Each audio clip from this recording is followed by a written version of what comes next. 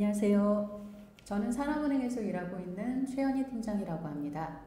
지난 8월에 이어서 오늘은 사모펀드 수익률에 영향을 미치는 요인이라는 주제로 다시 찾아뵙게 됐습니다. 오늘은 주로 펀드 수익률을 중심으로 말씀드릴 예정인데요. 펀드 수익률을 올리려면 좋은 회사에 투자하는 게 기본이겠지만 펀드 수익률의 구조에 대한 이해를 통해서 수익률을 추가적으로 제고할 수 있는 방안은 없을지 논의해 보고자 합니다. 넘겨주세요.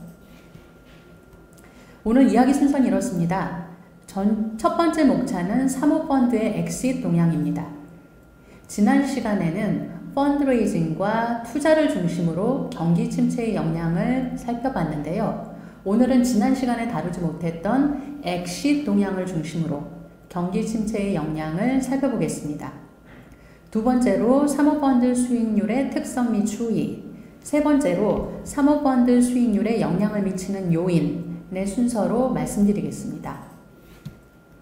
첫 번째, 사모펀드 엑싯 동향입니다. 먼저 글로벌 벤처 투자 시장의 엑싯 동향에 대해서 알아보겠습니다. 화면의 데이터는 지역별로 M&A 엑싯 건수와 IPO 엑싯 건수를 비교한 것입니다. 보시면 미국은 M&A 엑싯 건수가 IPO 엑싯 건수보다 약 18배가 더 많았습니다. 유럽은 M&A가 IPO보다 20배가 더 많았습니다. 반면에 아시아는 M&A가 IPO보다 2.4배 많은데 그치고 있습니다. 보통 우리나라의 벤처 생태계를 이야기할 때 M&A 엑싯이 잘 안되고 IPO 의존도가 높은 현상이 취약점으로 지적되는데요. 이런 현상이 우리나라뿐만 아니라 아시아 지역의 공통적인 현상임을 보실 수 있습니다. 자, 우리나라의 엑싯 동향에 대해 좀 더 자세히 살펴보겠습니다. 보시는 화면은 회수 유형별 금액 비중인데요. 보시면 IPO 엑싯은 13년 15.7%에서 21년 28.2%로 크게 늘었습니다. 반면에 M&A 엑싯은 13년부터 19년에 걸쳐서 3%대를 넘지 못하고 있습니다. 20년부터는 통계 기준이 바뀌어서 M&A 비중이 발표되고 있지 않은데요. 따로 발표가 안 된다는 건 그렇게 의미 있는 비중은 아니라는 뜻일 겁니다. 그리고 가장 큰 비중을 차지하는 건 매각으로 나타났습니다. 한국 시장에서는 주로 IPO와 세컨더리 딜을 통해서 엑싯이 이루어지는 것을 보셨습니다. 넘겨주세요. 자, 한국의 IPO 의존도가 높은 현상은 다른 데이터를 통해서도 확인되는데요. 지금 보시는 화면은 미국과 한국을 대상으로 신규 IPO 회사 중에서 VC 투자를 받은 회사 비율을 비교한 것입니다. 미국은 이 비율이 20에서 30%대인데 비해서 한국은 50에서 60%대를 보이고 있습니다. 미국의 경우 신규 IPO 회사 중에서 VC 투자를 받은 회사의 비중이 낮은 이유는 IPO가 되기 전에 다른 방법으로 회수되는 경우가 많기 때문일 것입니다. 넘겨주세요. 미국 벤처 투자 시장에서 IPO로 엑싯하는 딜과 M&A로 엑싯하는 딜에 어떤 차이가 있는지도 살펴봤습니다. IPO와 M&A는 딜의 밸류에이션에서 확연한 차이를 보였는데요. 왼쪽 표를 보시면 IPO로 엑싯하는 딜의 경우에 포스트 밸류에이션 기준으로 1억 불에서 5억 불 사이의 딜이 가장 많았습니다. 그리고 5억 불에서 10억 불 사이의 딜이 그 다음으로 많았습니다.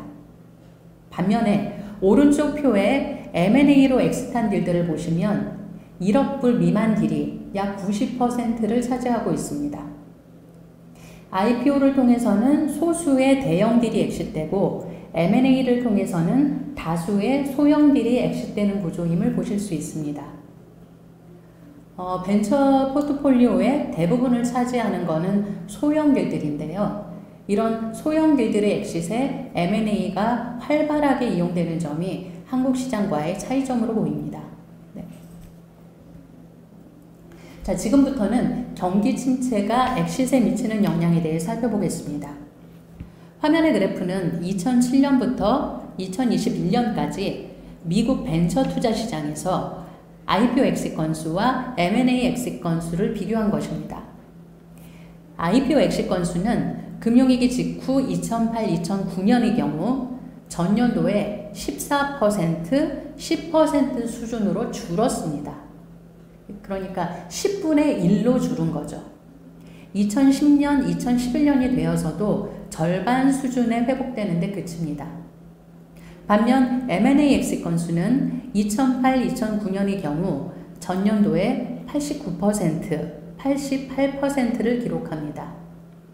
2010년, 2011년에는 금융위기 이전에 129%, 132% 수준으로 거래가 회복됩니다. 정리하자면 경기 침체 이후 IPO 엑싯이 거의 이루어지지 않는 동안, 그리고 회복에 상당 기간이 소요되는 동안 M&A가 안정적인 대체 채널의 역할을 하는 것을 보셨습니다. 미국의 IPO 엑싯과 M&A 엑싯을 금액 기준으로도 비교해 봤는데요. IPO 엑싯은 연도별 변동성이 상당히 큰 반면에 M&A 엑싯은 연도별 변동성이 상대적으로 훨씬 적은 모습입니다. 이 데이터를 통해서도 M&A가 안정적인 엑싯 채널의 역할을 하는 걸 보실 수 있습니다. 경기 침체가 엑싯에 미치는 영향을 바이아웃 기준으로도 살펴봤습니다. 지금 보시는 화면은 바이아웃 딜의 엑싯 추이입니다. 맨 아래가 FI 매각, 중간이 SI 매각, 맨 위가 IPO 엑싯인데요. 2008년, 2009년의 경우에는 FI 매각이나 IPO 엑싯은 거의 이루어지지 않았고 SI 매각을 통해서 대부분의 매수가 이루어졌습니다. 지금까지 경기 침체가 엑싯에 미치는 영향을 살펴봤는데요. 경기 침체 이후 상당 기간 동안 IPO 엑싯이 제대로 이루어지지 않았고 주로 M&A나 SI 매각을 통해서 대부분의 엑싯이 이루어지는 걸 보셨습니다. 그런데 우리나라는 M&A나 SI 매각이 여의치 않은 상황인데요.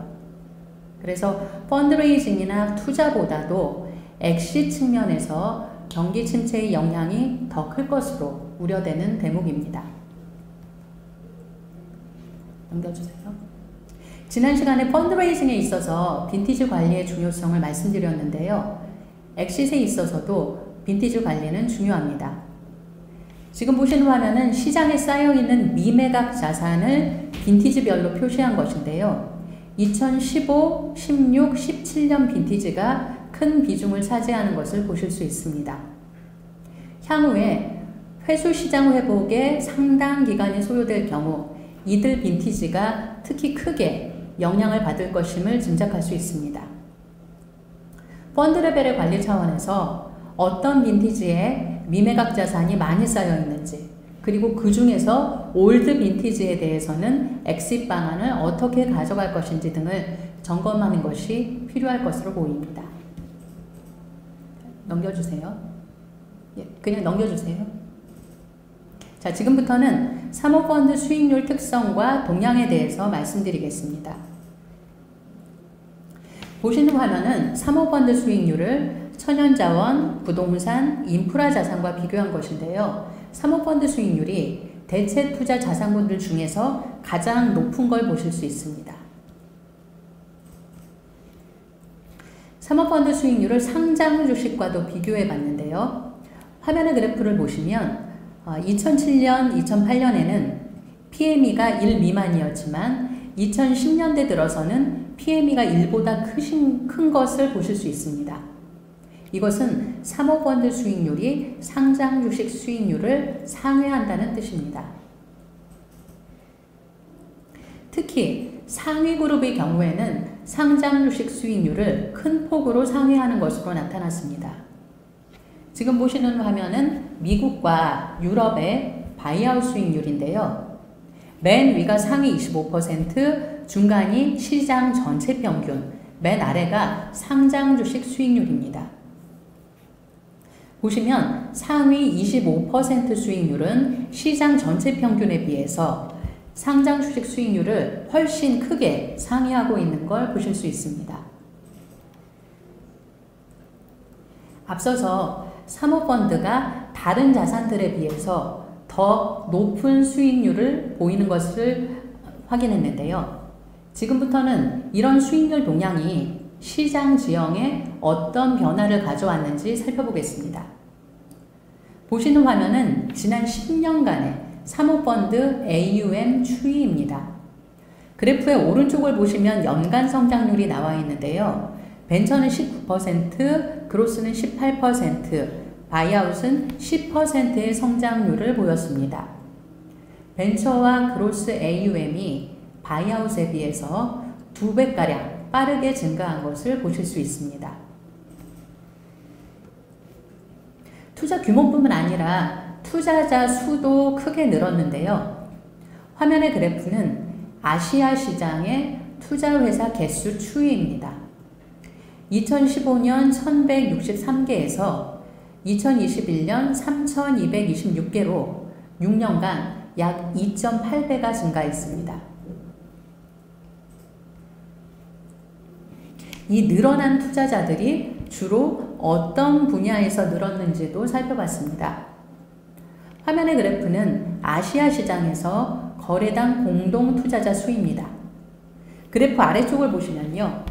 바이아웃 공동 투자자 수는 2013년 1.4개사에서 2021년 1.4개사로 변화가 없었던 반면에 그로스의 공동 투자자 수는 13년 1.9개사에서 21년 4.4개사로 2배 이상 늘었습니다. 자, 공동 투자자 수가 늘었다는 건 그만큼 경쟁이 심해졌다는 의미인데요. 특히 그로스 분야의 경쟁이 심화되었을 것으로 짐작할 수 있습니다. 넘겨주세요. 그간 투자자와 관련된 중요한 변화 중에 하나는 새로운 유형의 투자자들이 공격적인 투자로 시장을 이끌었다는 점입니다. 화면 왼쪽은 유럽 시장에서 non-traditional 인베스터들의 거래 추이입니다. 최근 거래 규모가 급격히 늘어난 것을 보실 수 있습니다. 화면 오른쪽은 2021년 글로벌 벤처 투자 탑10 명단인데요. 1위를 타이거 글로벌이 차지했는데 타이거 글로벌은 VC나 PE가 아니라 non-traditional 인베스터로 분류되는 투자자입니다. 그러니까 이들 non-traditional 인베스터들이 향후에 사이클 전환 국면에서는 어떻게 움직일 것인가가 시장 동향에 큰 영향을 미칠 것으로 예상됩니다. 읽어주세요. 자, 최근에 업계에서는 과거에 보지 못했던 움직임이 나타나고 있는데요. 탑티어 바이아웃 펌들이 벤처 그로스 투자에 나서고 있다는 점입니다. 지금 보시는 화면은 탑 20 바이아웃 펌들의 벤처 그로스 펀드레이징 규모입니다. 보시면 2000년부터 2010년 초반까지는 펀드레이징이 거의 없었습니다. 그런데 2010년대 후반부터 벤처 그로스 펀드레이징이 급격하게 늘어나고 있습니다. 이렇게 탑티어 바이아웃 펌들이 벤처 그로스로 투자 영역을 확장하는 이유에 대해서 베인앤컴퍼니는 투자자들의 벤처 펀드와 그로스 펀드 수요에 부응하기 위해서라고 분석하고 있습니다. 탑티어 바이아웃 펌들의 경우에는 트랙 레코드나 네트워크 면에서 우위를 점하고 있는 만큼 이들이 앞으로 얼마나 적극적으로 벤처 그로스 투자에 나설 것인지가 지켜볼 부분이라고 생각합니다.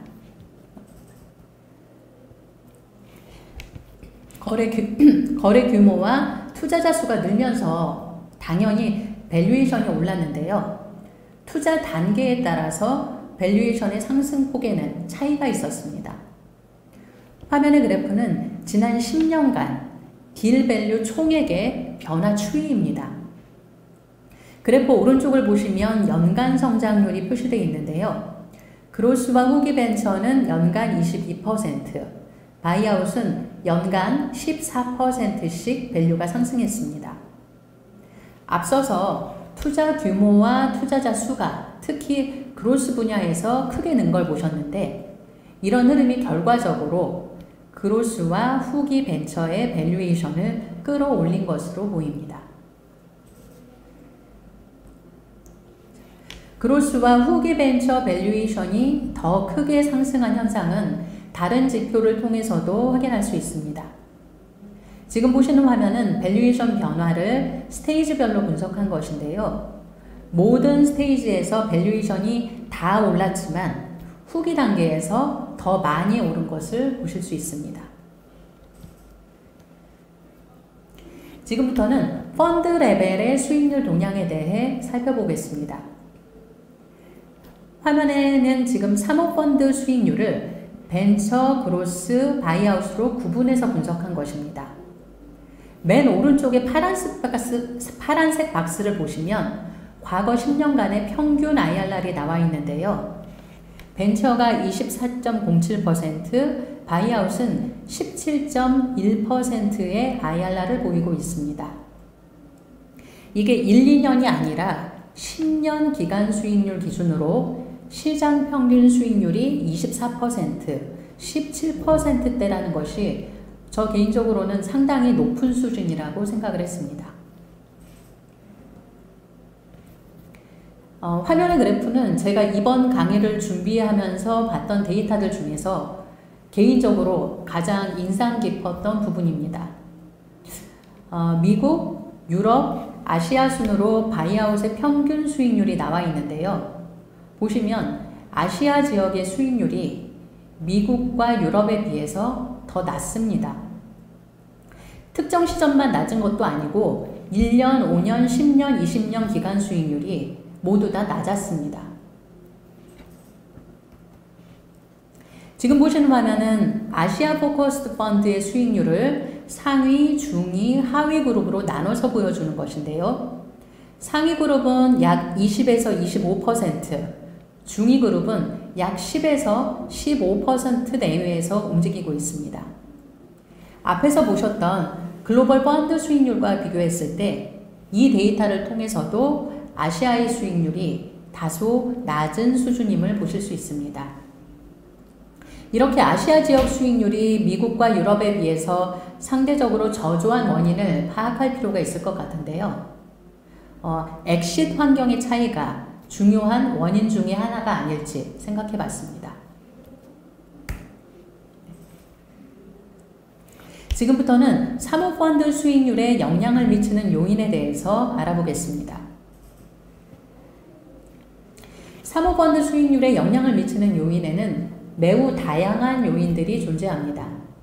그런데 이렇게 다양한 요인들을 좀 비슷한 성격끼리 묶으면 세 가지 유형 정도로 분류할 수 있을 것 같습니다. 첫 번째는 외부 환경입니다. 다른 모든 투자와 마찬가지로 사모펀드 역시 사이클의 영향을 크게 받습니다. 두 번째로는 펀드 내재 요인인데요. 주요 내재 요인으로는 펀드 구조와 GP 영향을 들 수 있습니다. 펀드 구조에 여러 가지가 있겠지만 오늘은 특히 펀드 사이즈에 대해서 살펴보겠습니다. 최근에 대형 펀드들이 많아지면서 이 펀드 사이즈가 수익률에 미치는 영향에 대해 많이들 궁금해하셔서 이 부분을 중점적으로 정리해 봤습니다. 세 번째는 LP 특성입니다. 펀드가 좋은 성과를 거두려면 GP뿐만 아니라 LP도 훌륭해야 됩니다. 이 세 가지에 대해서 하나하나 살펴보겠습니다. 지난 시간에 사모펀드는 빈티지에 따라서 수익률의 차이가 크다라고 말씀드렸는데요. 빈티지에 따라서 수익률 차이가 크다는 것 자체가 외부 환경의 영향을 크게 받는다는 걸 의미할 것입니다. 자, 그렇다면 구체적으로 어떤 환경에 대해서 어떤 영향을 받는 것일까요? 네, 당겨주세요.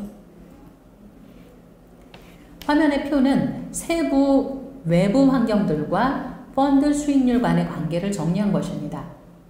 먼저 경기 사이클이 펀드 수익률에 미치는 영향에 대해서는 지난달 강의에서 이미 살펴본 바 있습니다.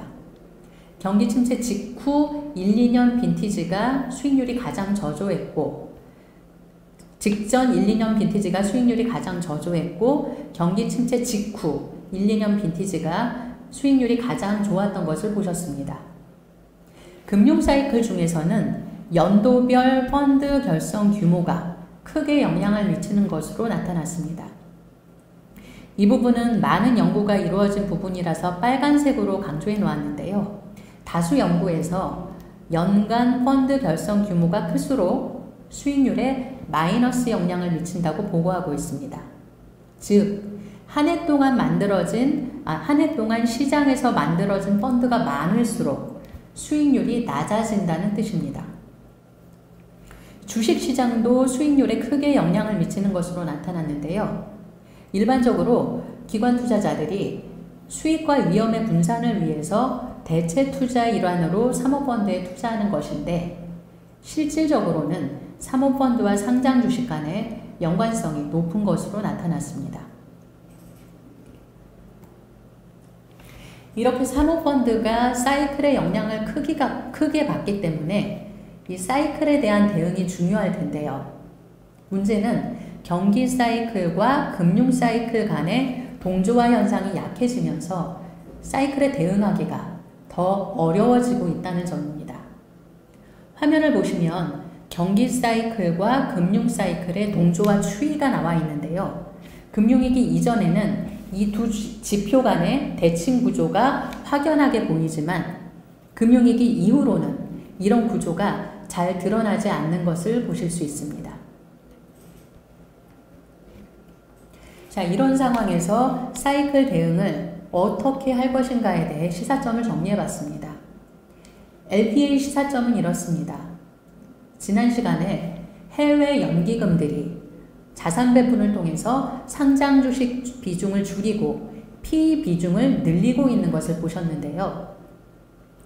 이들처럼 사이클 전망을 바탕으로 사모펀드에 대한 연도별 비중을 어떻게 가져가느냐에 따라서 성과에 큰 차이가 날 것으로 예상됩니다. GP의 경우에는 금융 사이클을 고려해서 투자와 엑시트 타이밍을 포착하는 능력이 과거보다 더 중요해질 것이라고 생각합니다. 이 사이클을 예측한다는 것이 현실적으로 어려운 일이지만 이 사이클 변화를 어떻게 포착해서 어떻게 운용 과정에 반영하는가가 앞으로의 성과에 큰 영향을 미칠 것으로 예상됩니다. 자, 지금부터는 펀드 사이즈가 수익률에 미치는 영향에 대해 살펴보겠습니다. 대형 펀드들이 많아지면서 VCP 대표님들께서 특히 궁금해 하시는 주제인데요. 자, 왼쪽 표는 선행연구의 회귀 분석 결과를 발표한 것입니다. 이 결과가 의미하는 건 펀드 사이즈가 커질수록 수익률에 플러스 영향을 미치지만 펀드 사이즈가 과도하게 커지면 수익률에 마이너스 영향을 미친다는 뜻입니다. 다수의 연구에서 유사한 결과가 보고되고 있습니다. 펀드 사이즈가 과도하게 커질 경우에 수익률에 마이너스 영향을 미친다면 GP들은 수익률 관리를 위해서 펀드 사이즈를 일정 수준 이상은 늘리지 않을 텐데요. 펀드의 적정 규모, 즉 옵티멀 펀드 사이즈에 대해서는 벤처 펀드가 바이아웃보다 사이즈를 늘리기 어렵다는 연구가 우세합니다. 왜냐하면 바이아웃은 동일한 스킬을 여러 포트폴리오 회사에 적용할 수 있지만 벤처 투자는 회사마다 요구되는 스킬과 네트워크가 다르기 때문에 펀드 사이즈 증가의 부담이 상대적으로 더 크다라고 설명하고 있습니다. 자, 밸류에이션 로직에 대한 연구들에 따르면 초기 기업일수록 기술적 불확실성에 의한 고유 위험이 크고 후기 기업일수록 고유 위험은 감소하고 체계적 위험이 커진다고 합니다. 초기 기업일수록 고유 위험이 크다는 것은 회사마다 각기 다른 관리가 필요하다는 의미가 됩니다. 이 연구들도 벤처 펀드의 펀드 사이즈 증가 부담이 더 크다는 주장을 지지하는 것으로 볼 수 있습니다. 이번에는 실제 현실의 수익률이 펀드 사이즈에 따라서 어떻게 달라지는지를 살펴봤습니다. 왼쪽의 그래프는 글로벌 벤처 펀드 수익률을 펀드 사이즈별로 보여주는 것인데요. 펀드 사이즈가 클수록 수익률이 하락하는 현상은 보이지 않았습니다. 오른쪽 그래프는 글로벌 바이아웃 수익률을 펀드 사이즈별로 보여주는 것인데요. 상위 5% 그룹만 펀드 사이즈가 클수록 수익률이 하락했고 나머지 그룹에서는 하락세가 보이지 않았습니다.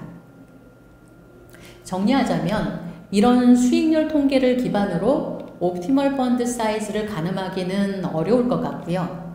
각 회사의 리소스 그리고 개별 펀드의 운용 난이도를 감안해서 결정해야 할 사안으로 판단됩니다. 지금부터는 GP 스킬이 수익률에 미치는 영향에 대해서 살펴보겠습니다. 사모펀드의 특징 중에 하나는 GP 간의 수익률 편차가 크다는 점입니다. 화면을 보시면 사모펀드, 부동산, 천연자원, 인프라자산의 수익률이 상위, 중위, 하위 그룹별로 나와 있는데요. 사모펀드의 경우에는 상위와 하위 간의 수익률 편차가 다른 자산보다 2배가량 더 큰 것을 보실 수 있습니다. GP 간의 수익률 편차가 큰 만큼 GP를 잘 선정해야 합니다. 그래서 LP들이 트랙 레코드를 중요하게 보는 것인데요. 그런데 트랙 레코드가 좋은 GP들이 실제로도 후속 성과가 좋았을까요? 자, 트랙 레코드가 좋을 경우에 후속 성과도 좋은 현상을 성과 지속성이라고 부르는데 성과 지속성의 존재 여부에 대해서는 초기와 최근의 연구 결과가 상이합니다. 초기 연구에서는 성과 지속성이 존재한다 라는 주장이 우세했지만 최근에는 존재하지 않거나 감소한다 라는 주장이 우세합니다. 성과 지속성이 감소하는 원인에 대해서는 이렇게 설명하고 있습니다. 산업이 성숙해질수록 심사역들이 새로운 회사를 차리거나 다른 회사로 이직하면서 운용 역량이 평준화되기 때문이다라고요. 이 논리에 따르면 트랙 레코드가 좋은 과거의 명가라고 할지라도 후속 성과가 좋지 않을 수 있고 또 트랙 레코드가 없는 신설 회사라도 좋은 성과를 낼 수가 있습니다. 그럼 어떻게 해야 성과를 잘 예측할 수 있을까요? 자, 이 질문에 대해서는 다수의 연구에서 유사한 결과들을 제시하고 있습니다. GP의 소프트 인포메이션을 잘 파악해야 한다는 것입니다. 소프트 인포메이션이란 확정되지 않은 정보, 공개되지 않은 정보를 말합니다. 예를 들어서 밖에서는 모르는 GP의 내부 사정들, 개별 딜의 성과라든지 개별 운영력의 동향, 성과, 조직 구조, 문화 등이 해당됩니다. 과거의 역량이 아닌 GP의 현재 역량을 파악하기 위해서는 이런 공개되지 않은 정보들을 잘 알고 있어야 한다라고 밝히고 있습니다. 그런데 LP들이 이러한 소프트 인포메이션을 선정에 어떻게 반영하는가는 선정 방식에 따라서 다소 차이가 있습니다. 해외에서는 주로 재투자 방식, 리인베스트먼트 방식으로 GP를 선정합니다. GP의 펀드레이징 시점에 맞춰서 출자를 다시 할지 말지를 결정하는 방식입니다. 반면에 국내에서는 뷰티 컨테스트 방식이 일반적인데요. 한나란 씨에 다 같이 프리젠테이션을 해서 상대 평가하는 방식입니다. 이 방식은 객관성과 공정성 확보에는 용이하지만 다면적이고 정성적인 판단을 하기에는 상대적으로 어려운 면도 있습니다. 산업이 더 성숙해질수록 이러한 소프트 인포메이션을 어떻게 반영할 것인지에 대해 LP들의 고민이 늘어날 것으로 예상됩니다. 시사점을 말씀드리면서 오늘 발표를 마무리하겠습니다. 오늘은 펀드 수익률을 중심으로 말씀을 드렸는데요. 펀드 레벨의 고민을 통해서 추가적인 수익률 제고가 가능하지 않을까 생각해 봤습니다. 예를 들어서 우리 회사에 적합한 최저 펀드 규모를 어느 수준으로 가져갈 것인지, 그리고 사이클 변화를 어떻게 모니터링해서 어떻게 운용에 반영할 것인지, 우리 회사는 어떤 빈티지의 미매각 자산이 많이 쌓여 있는지, 그리고 그 중에서 올드 빈티지에 대한 엑싯 전략을 어떻게 할 것인지, 이런 포인트들에 대한 점검이 필요하지 않을까 생각했습니다. 그동안은 사모투자가 사이클의 수혜를 받아왔다면 이제는 사이클을 이겨내는 투자를 해야 되는 시점이 된 것 같습니다. 여러분께서 이 과정을 준비하시는 것에 오늘 내용이 조금이나마 도움이 되었으면 좋겠습니다. 긴 시간 함께 해주신 여러분께 진심으로 감사드리고 추석 연휴 좋은 시간 보내시기 바랍니다. 고맙습니다.